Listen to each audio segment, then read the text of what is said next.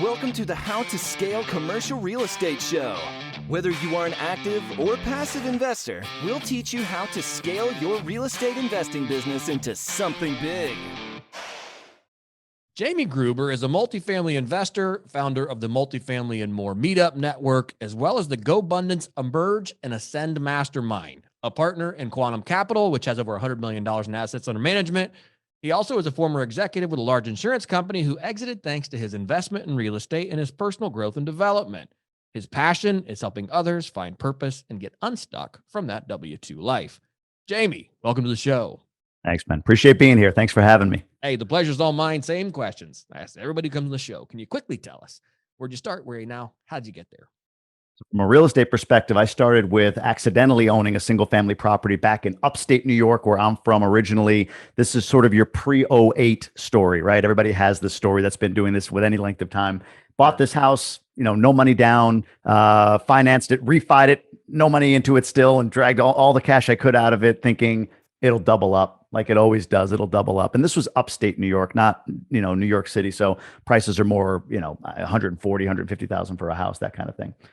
So bought the house, got a promotion with my company at the time to move to Boston in 08. And the thing I couldn't do was sell the house back in New York. So I even had a $25,000 loss on sale provision, meaning if I sold it for $25,000 less than I bought it for, my company would pay that difference and I still couldn't offload the home. So what do? You put a renter in, which is what I did. So I had a renter going well at first. That area dried up a little bit with hydraulic fracturing was big, and then it became not big in New York. So, rents kind of dropped down, and I just sort of had this house that I couldn't get rid of. I was focused on my job and life in Boston, and, it wasn't losing me money. It wasn't making me money. It was just kind of there. But then over time, I started to, lose fulfillment with the day job, I guess, a bit, to the point where I really went head down all in on achieving this executive level that you mentioned in my bio, which took me to Michigan. But right in that time as well, I could feel that draw towards something else. And I reread Rich Dad, Poor Dad, which I read in my early 20s, read it again late 30s, and it made sense. It clicked at that point. So I started to look at other property, kind of where this single family was. We bought a couple of distressed duplexes and bird them, as is the popular phrase. And that was an indicator to me, like, man, it took a lot of work to buy two duplexes, same owner, distressed owner, but why not buy like 8 doors or 10 doors or 15 doors all at once? So when I moved to Michigan, I found a partner through a group I had joined that was also investing here. We together took down a 16 unit, later a 22 unit. And right now, as we record this, fall 2021, we're hopefully about to close on another 22 unit here in Michigan. So it was just, it was that sounds very fast, but very natural progression over the last 3-4 years of just sort of, I've got this house. I guess I know enough to buy a couple more. So I did. And it's like, well, that's a lot of work for 4 units. Can I buy 10 or 15 or whatever? And then once you buy the 16, it kind of becomes a little bit more clear to you the path that you can go down. And now it's led to partnering with Quantum and as you mentioned in the bio as well, and doing some bigger stuff, hopefully. So. Right. What does partnering with Quantum, when you say that, what does that mean to you? Quantum Capital is an established syndication business, right? They've been buying property in high value markets, LA, Denver, Austin for many, many years, 100 million plus in assets under management, and they're ramping up, just opened a fund, ready to go. They're really good at buying distressed, 20 to 45 unit, 20 to 50 unit properties in those high value markets, repositioning them and just doubling and tripling values. It's really a very, very unique business model.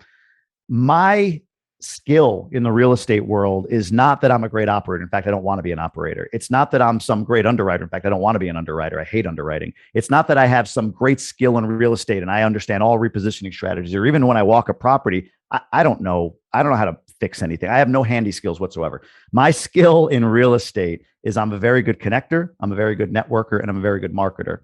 So Quantum, in seeing that, asked, hey, can you help us market and do some investor relations work with us as we start to scale and build and open this fund and kind of go from there. So that's what my partnership with Quantum is based on. I found in real estate over the last few years, sort of a broad mindset of I'm going to buy real estate, and then where is my space in real estate? And many people, I think, force themselves into an operator role or force themselves into an underwriter role. And when you get into the mindset of like, kind of who, not how, and figuring out all the stuff you're not great at, but you can hire out or partner up with and get that stuff off your plate and really zero in on what you are great at in even the real estate space, even if it feels non-traditional, there's room to grow there. And that's what this partnership with Quantum is for me. That's fabulous. I love that. I love the obviously the big idea of who, not how, specializing on your zone or not zeroing in. Good grief, I can't even speak today. Zeroing in on your strengths, right? Yeah. Like doing what you're good at. I mean, that's outside of, I think, what a lot of people consider when they consider real estate. They consider all the things you just mentioned: underwriting, property analysis, walking the properties, property management. And it doesn't sound like you're good at any of those things. How did you figure that process out? And then how did you position yourself to take advantage of your skill set? Figuring it out is really, in my opinion, a byproduct of proximity. Popular saying, if you hang around a barbershop long enough, you'll get a haircut, right? But if you need that haircut and you're hanging around a church, probably not going to happen. Same thing. As an investor, aspiring investor at the very beginning, I joined the Jake and Gino community. People are familiar with them in the multifamily space. And I learned all of the tactics, and it's great community. I learned a ton of stuff in there, like how to underwrite, the blocking and tackling. And then it was, in my opinion, it felt like, well, that's what I've got to do. This is what investors do. And you have to underwrite deals, you have to source, you have to do all that stuff, but you don't have to, is what I learned.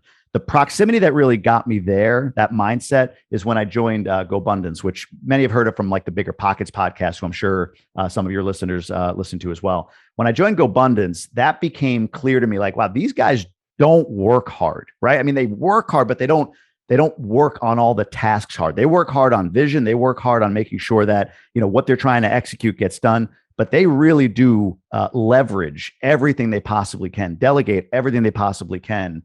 And you don't have to be all things. In fact, you shouldn't be all things to your company. One gentleman in particular, I won't mention his name, but he's got a 9-figure net worth, $120 million, $130 million in net worth, that I've talked to. He's a great guy. His number one trait he feels is his laziness. Sleeps till middle of the day, essentially. Doesn't want to go take the test to become this or take the test to become a realtor, and doesn't want to do any of that stuff. He knows what he wants, and he lets everyone else around him do the things that are essential while he stays focused on vision and he stays focused on what his company and what his life is all about. So I learned a ton by proximity, I believe. And okay, I get that I have to understand the basics under. I have to be able to explain, hey, to an investor, this is how we're underwriting it. This is the return you're going to get, all of that stuff. I'm not saying you can just I don't know anything. But as far as the day-to-day work, what I learned, really was that, again, that concept of who, not how. It's more about your team. It's more about who you surround yourself with than it is about you doing the job. Most of the greats, most of the people, even an Elon Musk, all of these guys, they have people around them that do the real work. Steve Jobs, I mean, it's legendary, right? What did he actually do, right? There's a great joke about that from my favorite comedian, Bill Burr. What did he actually do other than say, I want this? And then he hired a team of very smart people to do the work for him. So those lessons are what I've extracted from being around a lot of entrepreneurs, especially in the real estate space, that don't do it all. And they're very, very successful.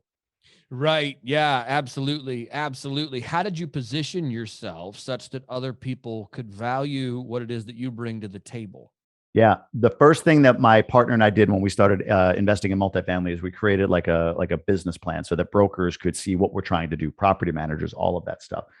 But the learning for us was, even though I had a couple duplexes in a single family, was brokers deal with closers, commercial closers, multifamily closers, right? They've got a short list. It ain't like your Zillow agent, right? Where you can just get in their car and drive around and look at a bunch of stuff. They got a short list of buyers. If it clears that list, they might have a bit of a bigger list of buyers next. And if it clears that list, then maybe you'll get a bite at this apple before it hits, on their website and broadly, but probably not. So for us, we wanted to position ourselves at least to be adding value in the multifamily space in our community. So we started a meetup called Multifamily and More here in Michigan. And, we started out with being very clear and transparent. We are not yet multifamily investors, or at least we don't have any multifamily at that point when we started this meetup in our name. But I believe that all you need to be is a chapter ahead to add value to anybody. So when we had this meetup, we knew enough, right? We had studied through the Jake and Gino community, what it takes to underwrite, what it takes to put a business plan together, all of that stuff. And a lot of people coming to this meeting were either, single family investors who were thinking about multifamily, or new investors who wanted to jump right into multifamily. So we could at least add that value while being very clear and transparent that, look, we're not your 1,000-unit syndicator guru up here. That's not what you're here for. We're here to gather you together and add value to you. We'll bring in expert guests. We'll broker others' knowledge. We're not necessarily the knowledge right now. But we'll give you what we know. And we were actually kind of surprised at how much of our limited knowledge was still ahead of where most of the people in the room were. So our whole brand and our positioning in the marketplace as being any level of expert in this space was our desire to add value to the community. And by doing so, and in doing so with a meetup group.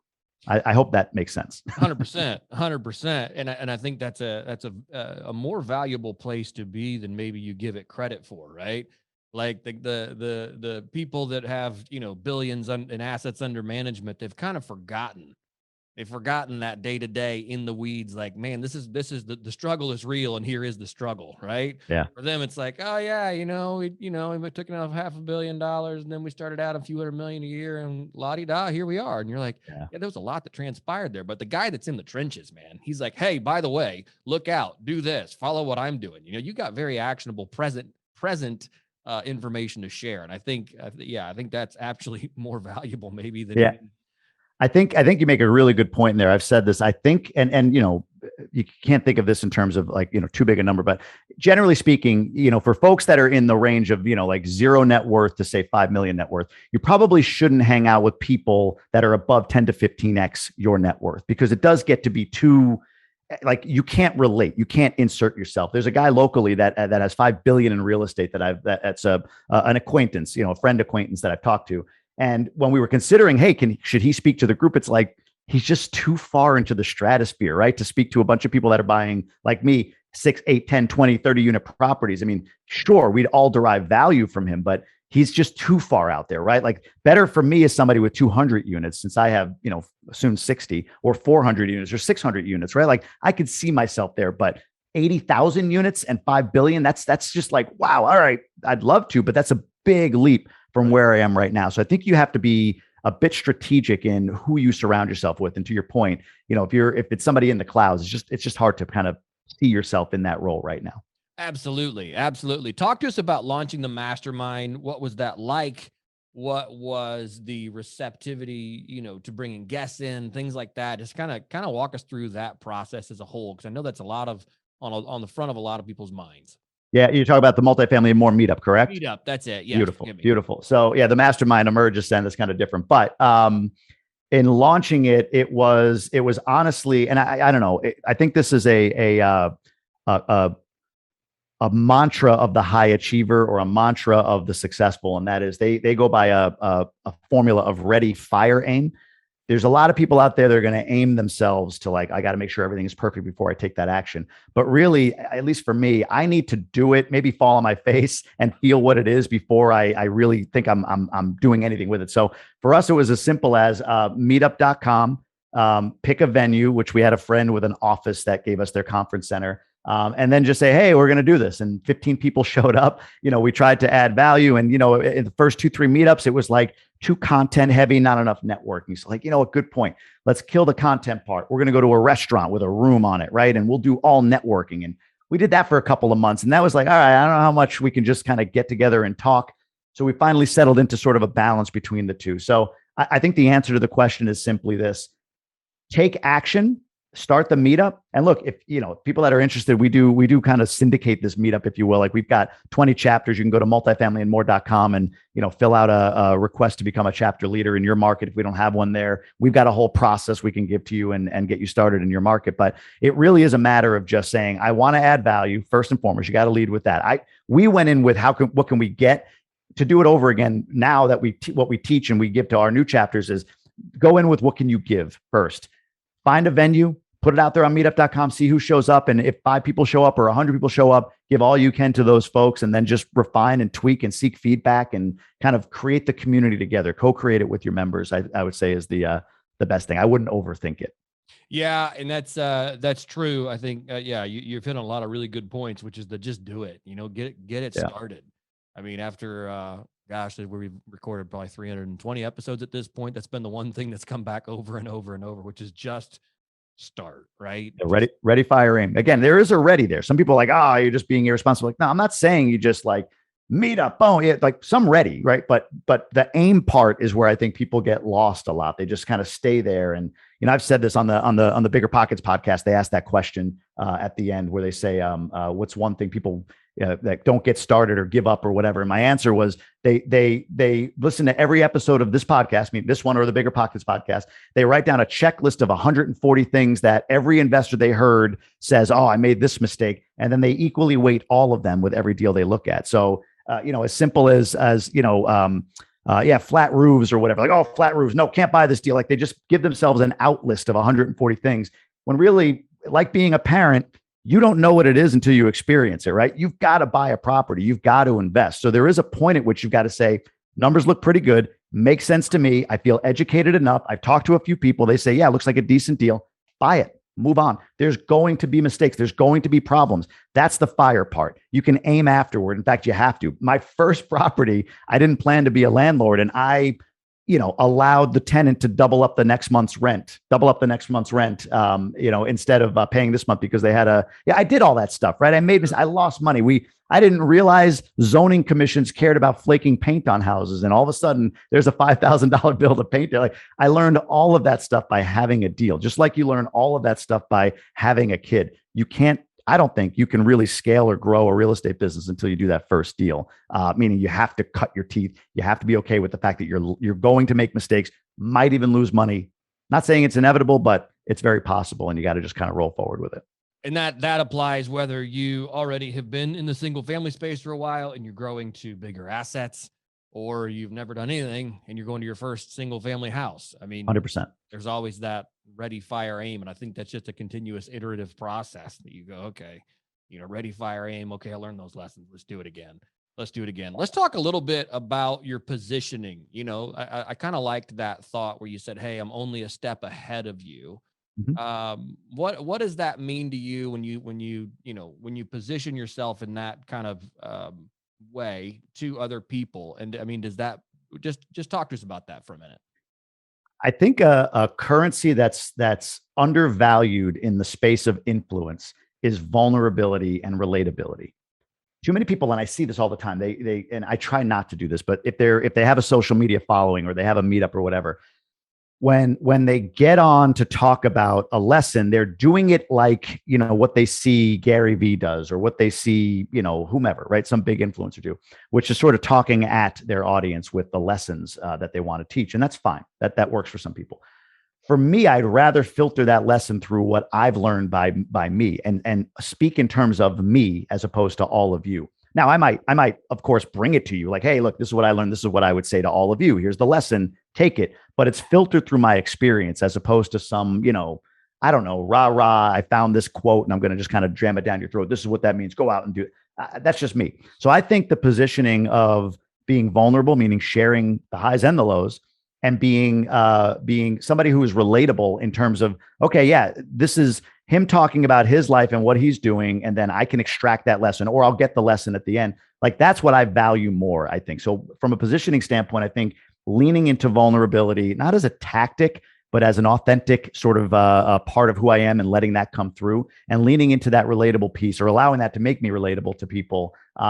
Because I am, look on paper, when we close, we'll be at 62 units and that sounds wow, but I'm partnered. That doesn't mean I have 62 units of cash flow. Some people do. Some people have 60, 80, 100 units that they own. It's all theirs. I got partners that gets chopped down, right? Like I bought a building and, step by step, it was, okay, somebody brought the deal. We made an offer. It was accepted. We got financing. We bought an insurance policy and we closed. It's like, okay, that happened. We did it again and we did it again. It's not special. It does sound though, like, oh, 60 units. What can I learn? As much as you can, I guess. But from my perspective, there's a lot of still lessons and mistakes and things that I can utilize from my experience to share with others. And that's how I try to position myself. Yeah, that's to just be yourselves. Yourselves idea and authenticity, I think, begets authenticity. When people see that, they come back and honor that with their own authenticity with you. Yeah. And I think even for me too, I don't know. I feel like when because I inevitably will, I'm human. When I'm speaking out of both sides of my mouth, or if my audio isn't matching my video on a specific thing, like I don't know, there's some credibility or an out I get with that. I don't know if that makes any sense, but I'm not going to be held to like this perfect standard because all I put out is perfection. It's like I'm flawed. I'm doing like now I'm killing it, and man, you know what? This is why I'm killing it. I'm confident in that, but over here I'm not. I think that just gives you credibility with people. It gives you a sense of I don't have to be on or perfect all the time. And that for me is like relieving. I don't want that. I don't want that burden.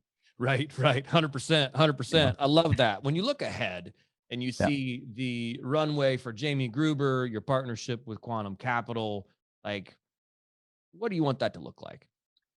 So honestly, like I said, I found my niche in this space of, marketing and branding and everything else in the real estate space, networking, community. That's what I love, right? So what I love about real estate is what it does. It provides me and anybody that invests in it with cash flow. It provides me and anybody invests in it with tax breaks. It provides us with, equity and net worth appreciation, just owning assets, especially in this world. With inflation, assets go up, and the rich that own assets, people that own assets get rich, right? So all of that is great with real estate. But again, my space there that I love is I like to be able to bring people into that journey so that they can benefit from being an investor and learning and growing in the real estate space. But where I want to grow, where I really want to spend my time, my active time, is with influence, with inspiration, with motivations, with teachings, with learning. Like that's where I love spending my time. I love teaching others and helping others and guiding others in a group or whatever it might be, so that they can do something like go invest in real estate. They can get their mindset right on, okay, I can do this. I can put money into this. I can invest in real estate. So my partnership with Quantum for me and what I want to do going forward, I love spending my active time creating content, coaching in a group setting, developing the Emerge and Ascend Mastermind, and helping people learn how to set goals and achieve a vision and all of that stuff. And with that influence is where I'd love for people to say, okay, I like this guy. I like what he's bringing to the table. And with that faith and trust, direct them over to a Quantum who I have a ton of faith in. I'm investing money in, with them, and obviously I'm partnering with them so that people can realize the benefits of a seasoned syndicator like Mark Henteman, who runs that group. Bringing returns and bringing, equity multiples to people that can build their net worth, build their cash flow, and kind of grow their, to the point of being financially free. So actively, I want to influence and teach so that passively my mine and everybody around me's real estate portfolio and wealth can grow. Yeah, I love what you said there about how, I'll just say I love what real estate does, to quote you. And I think there's a lot of people like that. We love what it does. We're not necessarily fascinated with real estate per se. It's a vehicle, right? Yeah. But I love that vision that you cast for that, because so many of us get caught up in the, well, do I mastermind? Do I influence? Do I raise capital? Then how do I keep doing this? But for you, it's getting really hyper focused on your niche, staying there, and then just bringing people along for the journey. So yeah, 100%. And I really believe, you talk a lot, I know, about tactics and like the steps. I mean, there's a lot of them, right? Everybody, and this is the thing, everybody knows, I think, that's listening to this podcast or has a good idea of like what the steps are, right? Like, sure. How to find a deal, how to market for a deal, how to make an offer. I mean, you can go on and you can go to the Multifamily and More group and get, people to give you sample LOIs, letters of intent to make offers on property or whatever the case may be, right? Like that's all available out there. Right. So it ain't that. Like you can read tons of books about the steps to investing in real estate. Right. It all comes down to your mind. And to me, everything changed for me when I took my money that I saw as only an investment being something tangible like a property, and I invested it in community. When I started doing that, both building one and being a part of one, being in proximity to those people is tactic A, I think, to getting down whatever path. You want to be a chef, go be around chefs. I wanted to be an executive. I took jobs at my company before I left to be around executives, because then I'm viewed as, positioned as being that executive. I want to be a multifamily investor. I created a multifamily group and got around multifamily investors. I want to be, a successful business person, successful entrepreneur. I surrounded myself with entrepreneurs, and I'm not successful there yet, I don't think, but I'm growing and learning and developing in that space because I have this proximity. So I think that's tactic A. Step number one is people have to understand in this day and age, there's such value and equity in community, and it's so easy to find them anymore because we're all connected. Find the community that serves you best. And I say plunk cash down for it as well. I do. I spend 25 grand a year on different communities because I get such a multiple of return off of that, more than I could even quantify. I know that sounds like a sale job of some sort, but it's not. I'm just saying you need to invest in you. Go Google anybody that's at any level of success. They invest money in themselves, and you have to do that so that you give yourself reasons to engage and reasons to be around the right people and be a little bit uncomfortable maybe being there. That's awesome, man. Well said. I just finished an interview with somebody that's many, many decades ahead of us in his real estate investing career. And we had that same exact conversation. I'm like, why in the world do you still have a mentor? You're decades ahead of me. Yeah. He's like, well, for all the reasons you just mentioned. He's like, and it's like, gosh, okay, well, that just makes all the sense in the world. Jamie, before we jump here into the final four, which I've thoroughly enjoyed this episode, you've given us all sorts of things to think about and just really some practical steps as well. Any last thoughts that you have for our listeners before the final four questions?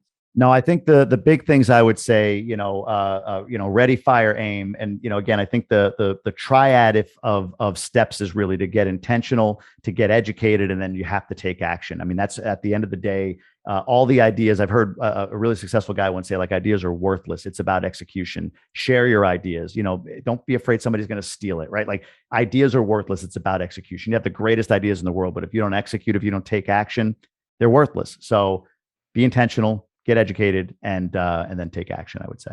Awesome. Jamie, final four questions are this. The first one is, if I gave you just $20,000 to invest in real estate, assuming you had no previous real estate investing experience, what would you do with it and why? I would invest in a community of people that could teach me, I could learn from, grow with, and I would be able to raise capital from them as I build credibility in that organization. Fabulous. Question number two, if you could help our listeners avoid just one mistake in real estate, what would it be and how would you avoid it? I'll get real tactical on this one. Put a camera down every sewer line. I made that mistake, and thankfully I do that every time now. But that can be an expensive mistake to make. Absolutely. Oh gosh, that can be a very expensive mistake. If you're listening, he probably just saved you tens upon tens of thousands of dollars. A lot of money. Yeah, it's spend the $100, $200, whatever it is. Yeah, for sure. Right. Man, hard-earned lessons. I love the practicality there. Question number three: when it comes to investing in the world, what's one thing you're doing right now to make the world a better place? So Emerge and Ascend is really my space. Emerge is a 12-week goal setting course, and we're seeing transformation in that group. I mean, it's beyond what I thought it could be when we created it. But that to me is my contribution to the world, is people that are driven, future millionaires, really want to get kind of off the kind of break through. They're stuck. They don't have a community of people around them that they can relate to at this point because they have this big drive and ambition in life. That Emerge program in particular has been transformational for so many people. I've got a wall of handwritten letters behind me here, or behind the camera here, from people who have just scaled and grown as a result. So that's my contribution. I love it, man. Fabulous. Last question. If our listeners want to get in touch with you, learn more about you, how do they do that? Yeah, the best place right now, I'm talking a lot about like those that want to leave their W-2 on Instagram. It's at the Jamie Gruber. The Jamie Gruber is the handle. Follow me there. And for those of you that have any interest in learning more about something like Emerge, go abundance.com/emerge. You can use my name, Jamie, as a code for $200 off that program.